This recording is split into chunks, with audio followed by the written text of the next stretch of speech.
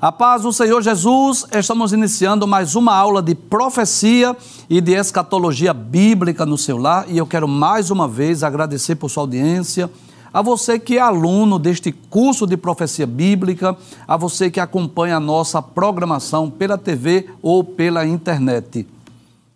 O sincero desejo do nosso coração é que não só os instantes finais, mas toda a programação da Rede Brasil esteja sendo uma bênção para a sua vida. Que Deus te abençoe, que as bênçãos de Deus continuem sendo derramadas sobre a sua vida, sobre a sua família.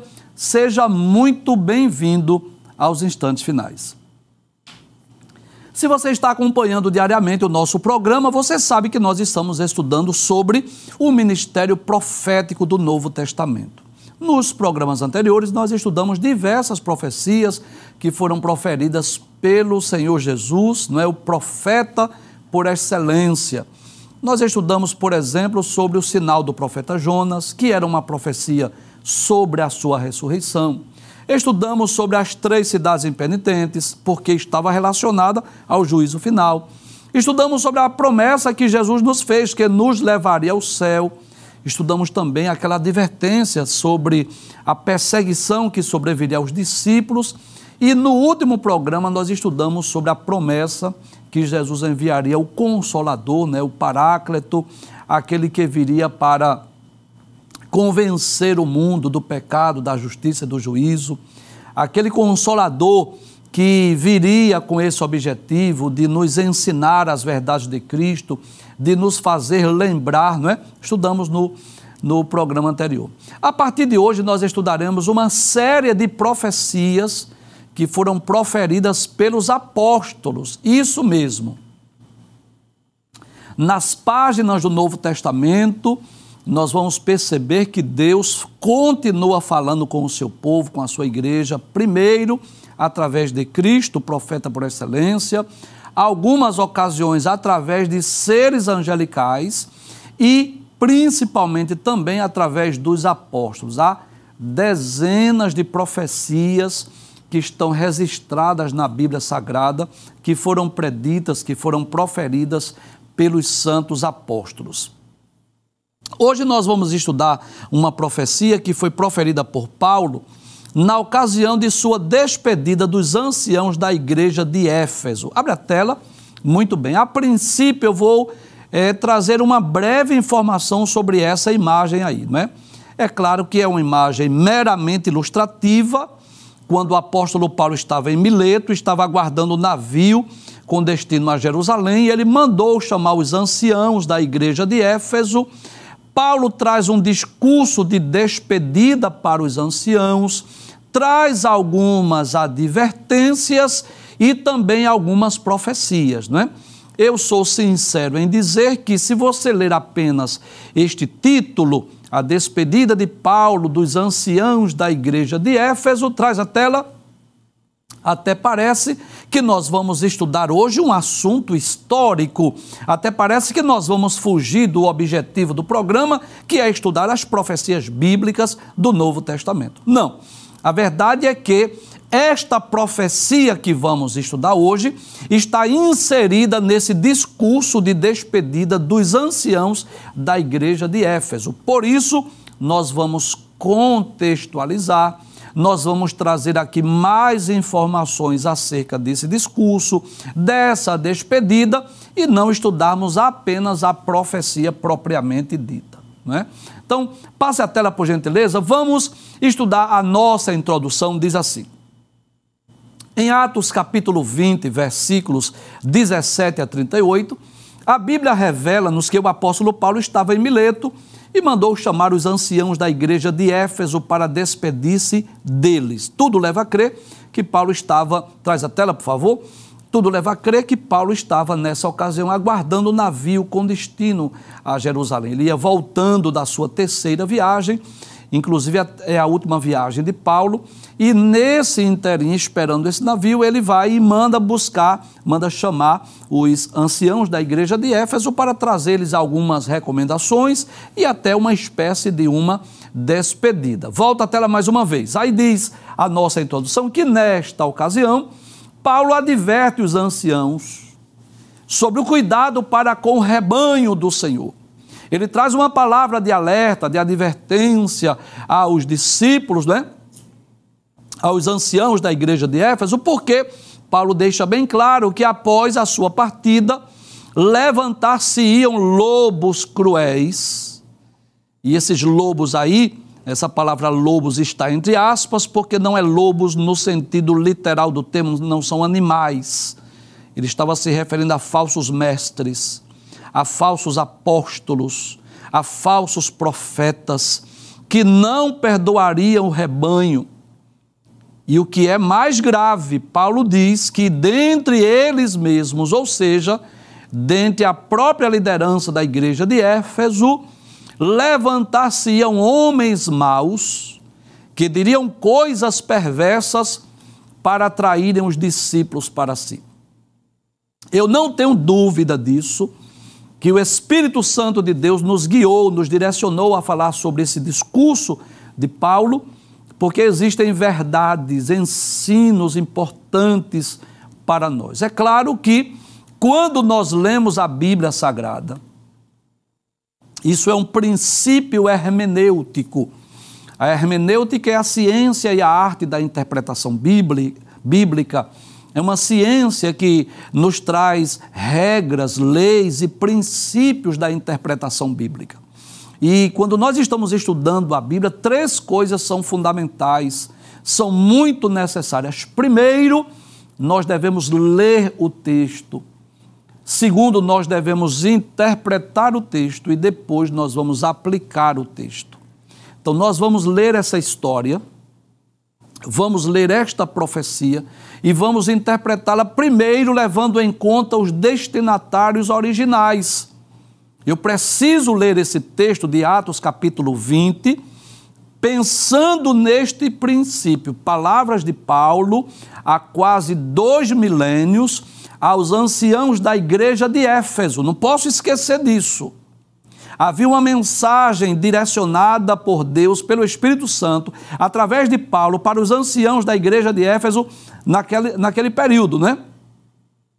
Agora, é claro que existem verdades, existem lições, existem aplicações para os nossos dias. E é aí que nós queremos dar mais ênfase, não é?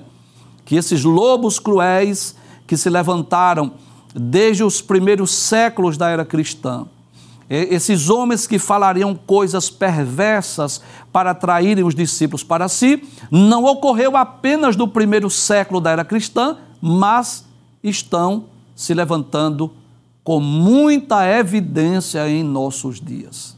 Eu não tenho dúvidas que hoje Deus trará a todos nós uma mensagem de alerta, uma mensagem de advertência. E não se admire se alguém daqui para o final do programa não resolver mudar de igreja. É muito possível que você não vai fazer isso porque o professor Givanildo vai mandar, porque eu não vou mandar você mudar de igreja. Mas o Espírito Santo pode fazer com que você mude de igreja se você entender que o seu líder, o seu obreiro está enquadrado dentro desses lobos cruéis ou dentre esses homens maus que estão falando coisas perversas para atrair os discípulos para si. Ninguém se admire se hoje o Espírito Santo de Deus falar com você e dizer assim, olha, muda de igreja, procure uma igreja mais perto da Bíblia para que você possa servir a Deus com sinceridade e com fidelidade. Abra a tela, por gentileza.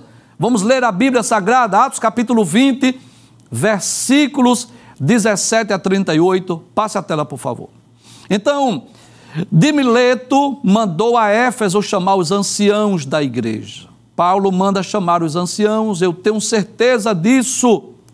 Traz a tela, que o Espírito Santo de Deus o impulsionou. Paulo, olha, enquanto você está aguardando esse navio, claro que naquela época não havia meios de comunicação sofisticado, né? Então, enquanto você aguarda esse navio, você faz o seguinte, manda chamar os anciãos lá da igreja de Éfeso. Quem são os anciãos? Os líderes, né? Os presbíteros, os bispos, aqueles que eram líderes da igreja. Você sabe disso, que nos primeiros séculos da era cristã, não é? A igreja estava numa fase de organização ministerial. O que era muito comum que Paulo, Barnabé, Silas, Timóteo, nas suas viagens missionárias, fundaram muitas igrejas. E o que era que eles faziam? Deixavam lá os obreiros, esses anciãos, esses bispos, esses presbíteros, responsáveis por essas igrejas. Né? Vamos dar alguns exemplos, como Timóteo, que foi um dos pastores da igreja de Éfeso, né? Como Tito, que foi pastor da igreja de Creta. Então o apóstolo Paulo, junto com os seus companheiros, viajaram, Listra, Icônio, né? Antioquia, Corinto, Éfeso. Eles fundavam igrejas e deixavam pessoas responsáveis por essas igrejas. E Paulo manda chamar essa liderança porque havia algumas recomendações, havia algumas orientações que ele queria dar a esses líderes e também para despedir-se deles, porque Paulo deixa bem claro que eles não veriam mais o rosto de Paulo. Volta ao texto outra vez. Isso, de Mileto mandou a Éfeso chamar os anciãos da igreja, e é bom deixar bem claro que não é ancião só por conta da idade, não é? Não foi só os cristãos idosos da igreja, não é isso. Os anciãos aí são os presbíteros, são os bispos, os responsáveis pelas igrejas. E logo que chegaram junto dele, disse-lhes, olha, aí primeiro Paulo vai trazer um resumo do seu ministério. Traz a tela, que nós vamos estudar, porque todo aquele que foi chamado por Deus para exercer uma função no ministério deve estar enquadrado dentro dessas qualificações que são descritas por Paulo. Paulo vai trazer um resumo de quem ele era, de como ele serviu a Cristo com fidelidade, com humildade, com dedicação. Paulo é um exemplo de um cristão autêntico. Paulo é um exemplo de um líder, de um obreiro aprovado. Embora Paulo não tivesse o privilégio de andar com Jesus durante o seu ministério terreno, mas ele destacou-se como apóstolo dos gentios e é um grande, posso dizer assim, um grande exemplo para todos aqueles que querem servir a Deus. Aí Paulo vai trazer primeiro uma espécie de um resumo do seu ministério, como foi que ele serviu a Deus. Volta a tela, por favor. Aí ele diz, vós bem sabeis, desde o primeiro dia em que entrei na Ásia, como em todo esse tempo me portei no meio de vós. O que era que Paulo estava dizendo? Vocês conhecem a minha vida, vocês conhecem o meu modo de agir, de proceder, de trabalhar na igreja, de fazer a obra de Deus. Vocês conhecem a minha dedicação. Vocês conhecem a minha humildade. Vocês sabem que eu nunca trabalhei com interesses próprios, pessoais ou particulares. Paulo vai deixar bem claro que o seu objetivo maior era o engrandecimento do reino de Deus, era trabalhar em prol do evangelho, em prol da igreja. Passa a tela, por gentileza. Veja o que ele vai dizer. Servindo ao Senhor com toda humildade. Olha, glória a Deus. Traz a tela. Paulo nunca se envaideceu, nunca se engrandeceu. Quando ele escrevia as suas cartas e que se intitulava como apóstolo dos gentios, ou como apóstolo chamado, né, para ser apóstolo, não era que ele queria se vangloriar do seu título, da sua posição, não. É porque era necessário ele se identificar na carta para que as pessoas soubessem de quem é essa carta, quem escreveu. Ou muitas vezes ele foi mais áspero, mais duro, diante dos falsos mestres que queriam duvidar do seu apostolado. Mas uma das principais virtudes de Paulo era a sua humildade. Era um homem humilde, não era um homem soberbo, não era um homem orgulhoso, não era um homem arrogante, não era um homem exaltado. E todo aquele que quer servir a Deus com fidelidade precisa ser humilde, porque o maior mestre que esse mundo já conheceu, Jesus de Nazaré, ele disse assim: aprendei de mim, que sou manso e humilde de coração. E o apóstolo Paulo, o próprio apóstolo Paulo, escrevendo aos Filipenses, acerca do maior exemplo de humildade, cita o exemplo de Cristo, contanto que haja em vós o mesmo sentimento que houve em Cristo Jesus, que mesmo sendo em forma de Deus, não teve por usurpação ser igual a Deus, mas aniquilou-se a si mesmo, tomando a forma de servo, fazendo-se semelhante aos homens, e achado na forma de homem, humilhou-se até a morte, e morte de cruz. Então, ser humilde não é uma questão de escolha, de obrigação. Não tem como servir a Deus e ser orgulhoso. Não tem como. Porque ninguém que é orgulhoso, que é arrogante, que é soberbo, olhos altivos, pode agradar a Deus. Isso é um sentimento que Deus aborrece. Deus abomina aquele que é soberbo, aquele que é exaltado. Deus se agrada desse sentimento de humildade. O que é humildade, professor? Esse sentimento de dependência, de saber que nós não somos nada, que o que temos, o que somos, provém de Deus. É claro, você pode ter uma posição privilegiada na igreja ou na sociedade, mas reconhecer que o que você tem foi Deus que lhe deu, foi Deus que lhe colocou lá.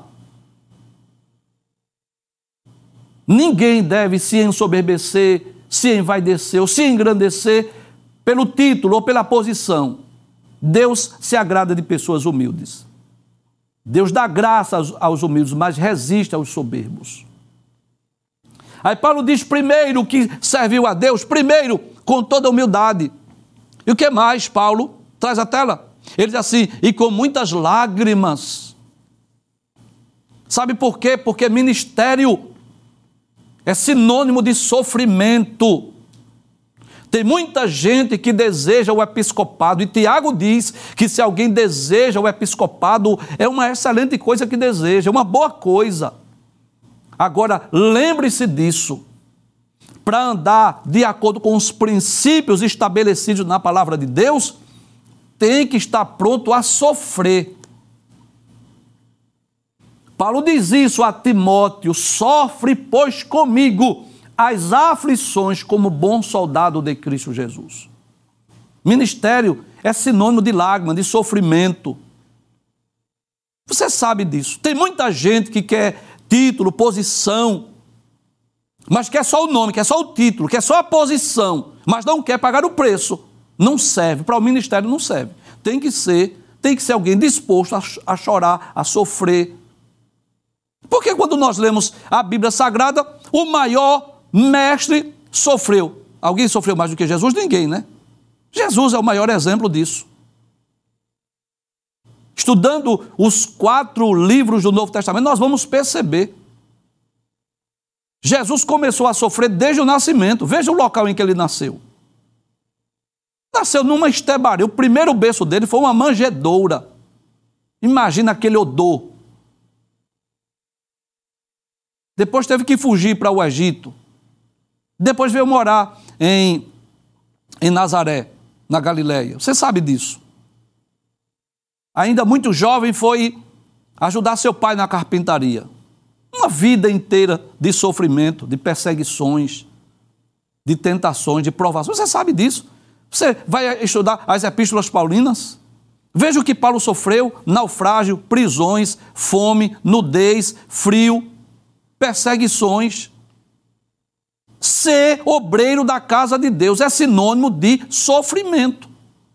Tem que estar disposto a pagar o preço. É uma bênção servir a Deus, fazer a obra de Deus, é uma bênção, é algo maravilhoso, mas é sinônimo de sofrimento.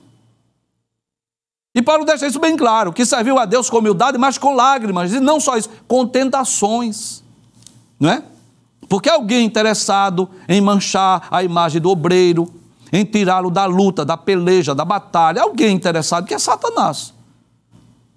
Você sabe disso. Servir a Deus é sinônimo, servir a Deus como obreiro principalmente, já que Paulo era um apóstolo. É sinônimo de sofrimento, é sinônimo de lágrimas, de tristeza, de tentações, de ações do maligno diuturnamente. Você sabe disso. O que mais? Volta o texto. Além de servir com humildade, ele serviu com lágrimas, com tentações, que pelas ciladas dos judeus me sobrevieram. Quem eram esses judeus? Os judeus incrédulos. Os judeus que não creram que Cristo havia ressuscitado, os judeus que não creram na mensagem de Paulo. Aí ele deixa bem claro, como nada que útil seja, deixa de vos ensinar, anunciar, e ensinar publicamente pelas casas. Sabe o que Paulo está dizendo? Mesmo em meio ao sofrimento, em meio às lágrimas, em meio às tentações, em meio às ciladas dos judeus incrédulos, eu não deixei de pregar nem de ensinar. Paulo não deixou nem de pregar nem de ensinar. Volta o texto, veja que coisa maravilhosa. Se essas lágrimas, se essas tentações, se essas ciladas dos judeus tiveram o objetivo de calar a Paulo, não adiantou nada. Ele diz, como nada que útil seja, deixei de vos anunciar e ensinar publicamente pelas casas. Eu continuei pregando, testificando tanto aos judeus como aos gregos a conversão a Deus e a fé em nosso Senhor Jesus Cristo. Olha que coisa maravilhosa.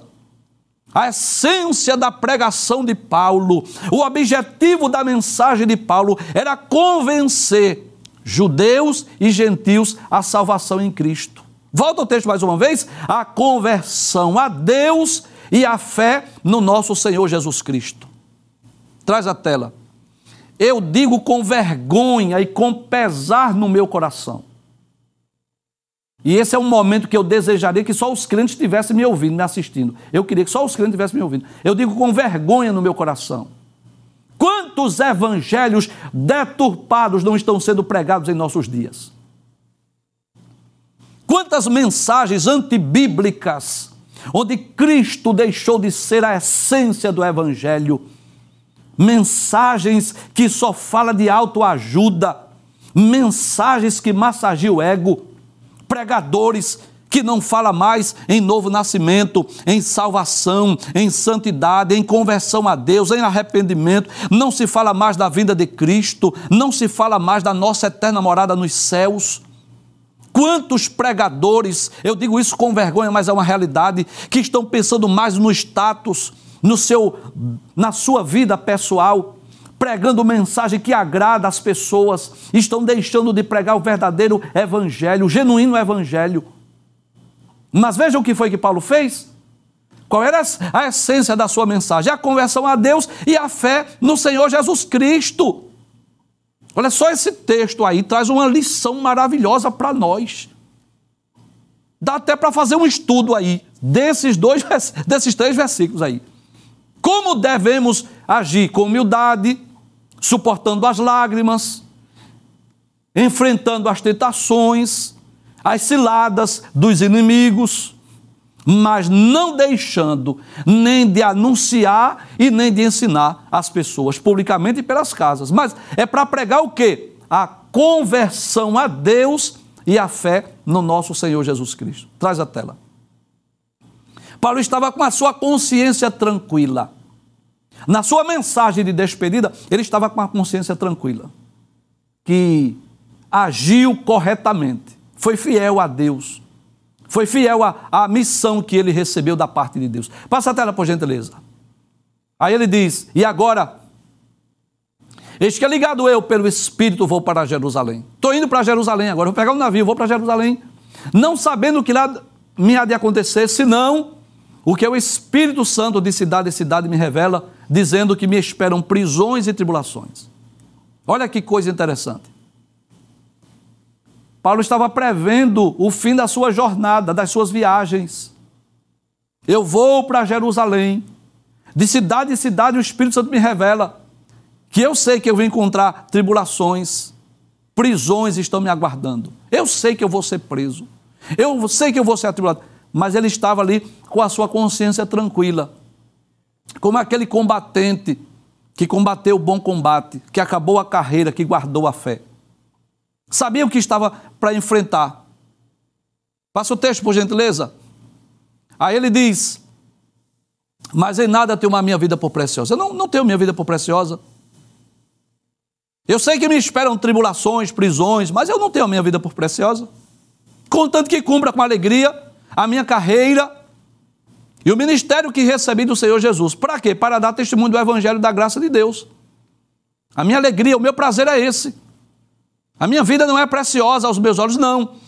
Sabe o que é preciosa aos meus olhos? É cumprir com alegria a minha carreira, o ministério que eu recebi do Senhor, dar testemunho do Evangelho da graça de Deus. Pode passar a tela. Pode passar a tela. Aí diz assim: e agora, na verdade, sei que todos vós, por quem passei pregando o reino de Deus, não vereis mais o meu rosto. Olha, era uma mensagem de despedida. Vocês não vão mais ver o meu rosto. Eu não voltarei mais por aqui, por Mileto, por Éfeso. Não passarei por essas cidades onde eu já preguei. Portanto, no dia de hoje vos protesto que eu estou limpo do sangue de todos, porque nunca deixei de anunciar todo o conselho de Deus. Olha que coisa maravilhosa. Sabe, aquele sentimento de paz interior. Eu cumpri a minha missão. Eu fiz o que estava ao meu alcance. Eu preguei, eu ensinei sobre o conselho de Deus. Eu não deixei de transmitir as verdades bíblicas por onde eu passei. A minha mensagem era essa: pregação do Evangelho, provar pelas Escrituras que Jesus era o Cristo, era entregar o conselho de Deus. Eu tenho a minha consciência tranquila. Era alguém que estava chegando ao final da sua terceira viagem missionária, mas estava tranquilo. Vocês não vão me ver mais, vocês não vão ver o meu rosto, mas eu estou tranquilo. Ele diz assim: no dia de hoje vos protesto, estou limpo do sangue de todos. Como que diz assim? Olha, eu fiz a minha parte, eu fiz o que estava ao meu alcance. Passa o texto, por favor. Aí ele diz assim, agora a atenção de Paulo volta-se para os anciãos. Agora ele não está falando mais de si. Até então ele estava falando de si, do seu ministério, do ministério que recebeu de Cristo, da sua fidelidade, de como ele serviu a Deus. Mas agora é uma mensagem aos anciãos. Olhai, pois, por vós e por todo o rebanho, que o Espírito Santo vos constituiu bispos, para apacentar a igreja de Deus, que ele resgatou com o seu próprio sangue. Em outras palavras, Paulo está dizendo: cuidem de vocês e do rebanho, que o Espírito Santo vos constituiu bispos. E os rebanhos aí, o rebanho aí, fala das ovelhas, dos crentes, dos servos de Deus. Olhem para vocês, cuidem de vocês e cuidem das ovelhas, que o Espírito Santo vos constituiu bispos. Porque é Deus quem chama, é o Espírito Santo quem separa, é Ele quem vocaciona pessoas para a obra. E foi o Espírito Santo que constituiu vocês como bispos, como presbíteros, como líderes da igreja. Para quê? Para apacentardes a igreja de Deus. Olha aí, as ovelhas quem são? Que rebanho é esse? É a ovelha de Deus, a igreja de Deus, que Ele resgatou com o seu próprio sangue. Claro, o sangue de Cristo. Então, depois que Paulo faz uma autoanálise do seu ministério, um resumo de como ele serviu a Deus com fidelidade, mesmo em meio às provações, às ciladas dos judeus, aí ele olha para os anciãos e diz assim: cuidem de vocês mesmos, cuidem da igreja, cuidem do rebanho, que o Espírito Santo constituiu, foi Ele que chamou vocês, cuidem das ovelhas de Cristo. Passa a tela, por gentileza. Aí ele diz: por que, Paulo, essas palavras? Olha a profecia aí. Por que é que Paulo está dizendo essas palavras? Por que é que Paulo está dizendo: cuidem de vocês e das ovelhas, da igreja? Ele diz: porque eu sei isso. O que é, Paulo, que tu sabes? Que depois da minha partida entrarão no meio de vós lobos cruéis, que não perdoarão o rebanho. Traz a tela, por favor. Que palavra dura. Que mensagem de alerta, de advertência há quase 2 milênios, aos anciãos da igreja de Éfeso e hoje para nós. Professor, quem são esses lobos cruéis? Paulo estava se referindo aos falsos bispos, aos falsos mestres, aos falsos apóstolos, aos falsos profetas, que ensinariam heresias, falsas doutrinas, que pregariam outro evangelho, como ocorreu nas igrejas de Corinto e das Galácias. Se você estiver com a sua Bíblia, que eu espero que você esteja, vamos ver alguns textos. Vamos começar com a segunda carta de Paulo aos Coríntios, capítulo 11. Veja que texto maravilhoso. Estou falando de quê? desses lobos cruéis, falsos obreiros, falsos apóstolos, falsos profetas, falsos bispos, falsos pastores. 2 Coríntios capítulo 11 tem por epígrafe os falsos apóstolos. Porque assim como existem os falsos médicos, os falsos advogados, os falsos policiais, existem os falsos apóstolos também.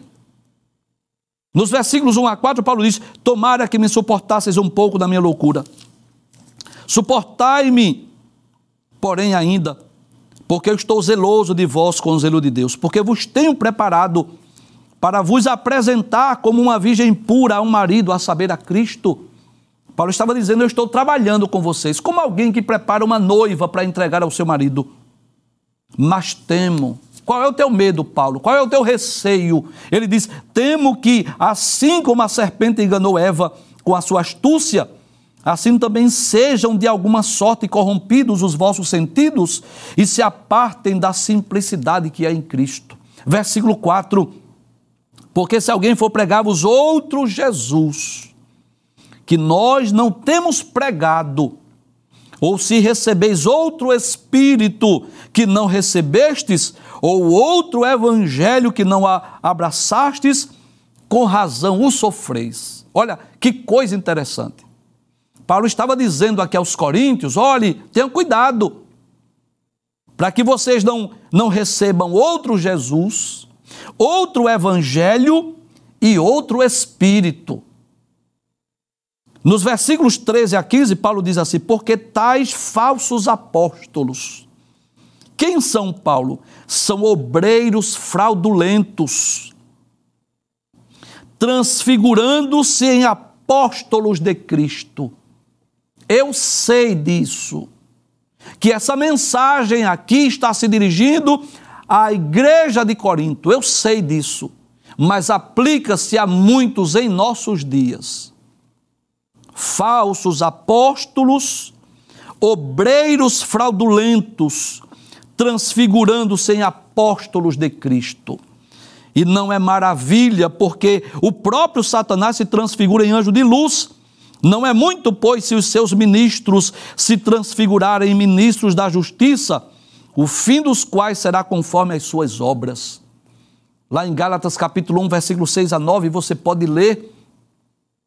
Paulo se refere aos crentes da Galácia: eu estou maravilhado, eu estou admirado, porque vocês tão depressa deixaram o Evangelho de Cristo por outro Evangelho.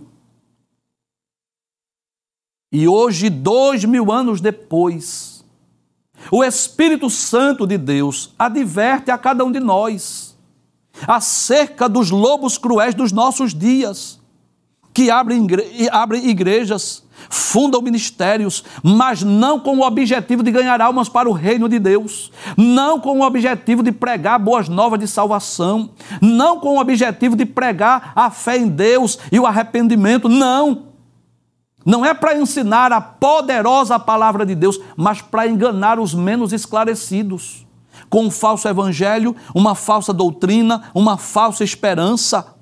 Quantos lobos cruéis não estão se levantando em nossos dias? Homens cruéis que deturpam a palavra de Deus, usando textos isolados fora do seu contexto para enganar as pessoas, induzindo os menos esclarecidos a depositarem grandes somas, grandes quantias de dinheiro em troca de curas e milagres.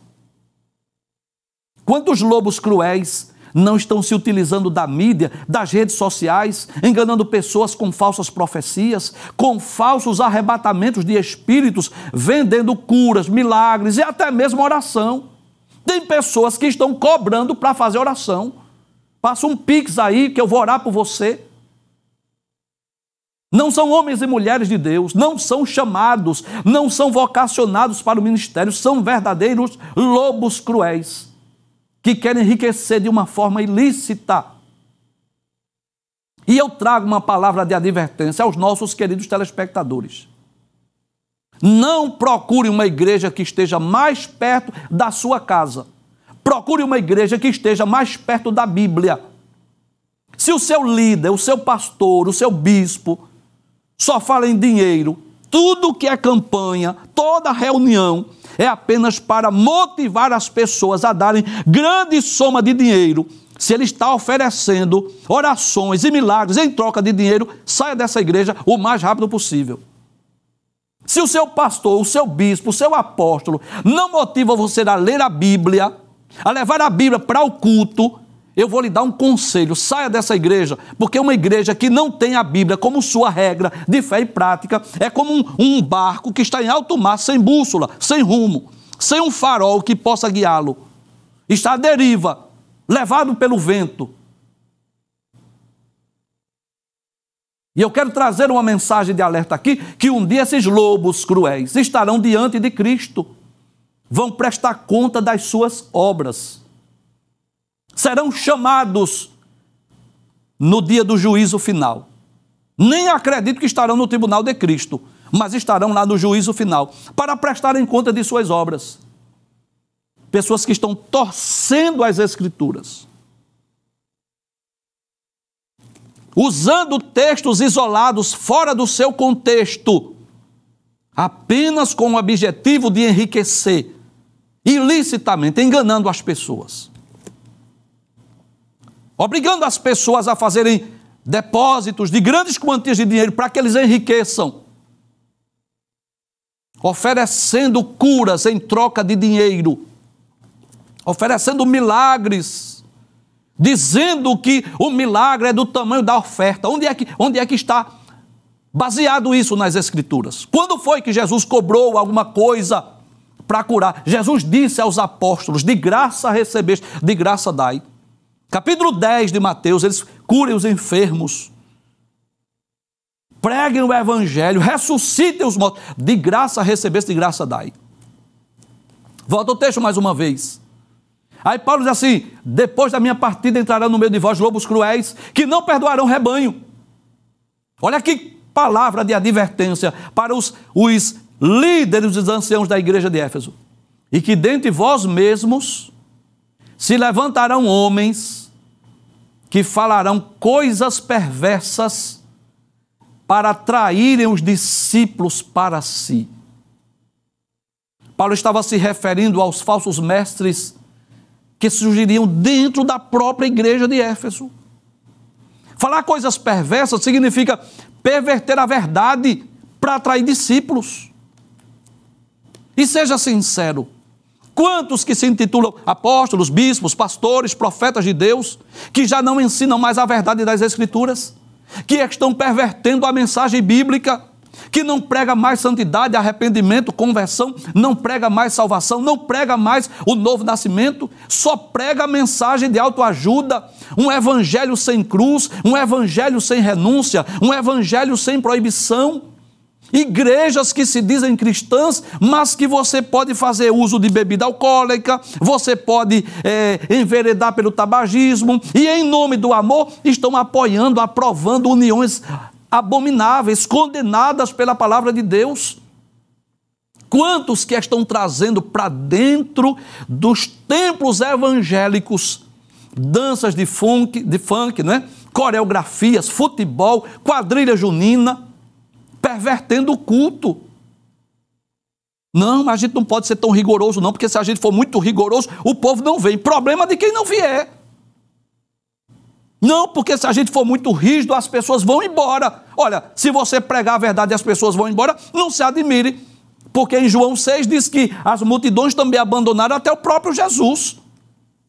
A ponto de Jesus perguntar assim aos discípulos: quereis vós também retirar-vos? Em Romanos capítulo 12, versículos 1 e 2, Paulo diz assim: rogo-vos, pois, irmãos, pela compaixão de Deus, que apresenteis o vosso corpo em sacrifício vivo, santo e agradável a Deus, que é o vosso culto racional. A gente precisa separar duas coisas. Lazer é uma coisa, culto é outra completamente diferente. Você quer um lazer, você vai numa pizzaria, você vai numa hamburgueria, você vai numa sorveteria, você vai num shopping, né? Enfim, isso é lazer. Culto não. Igreja não é lugar de lazer, não. Igreja é lugar de culto, de adoração, de serviço. E quem dá o modelo do culto é Deus. Quem foi que deu o modelo do tabernáculo? Não foi Moisés, não. Foi Deus que deu o modelo. O modelo do culto está na Bíblia, na palavra de Deus. E as pessoas estão juntando o útil e o agradável. Estão trazendo o lazer para dentro da igreja. E as pessoas estão indo para o culto como se fosse para um lazer. Vai ter uma dança, vai ter um baile funk, vai ter um jogo de futebol, vai ter uma luta de boxe, de MMA dentro da igreja.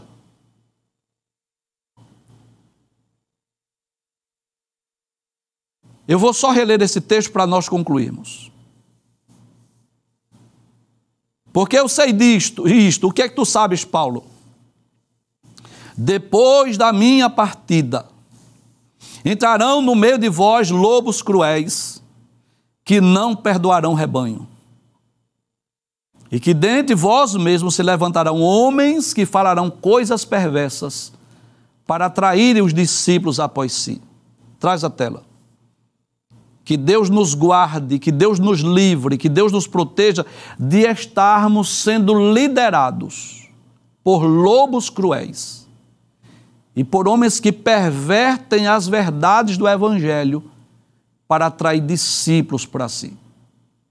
Eu sei que a aula de hoje foi uma aula muito dura, eu reconheço isso, mas eu não fui chamado para animar auditório, eu fui chamado para ensinar a Bíblia. E é isso que eu estou fazendo.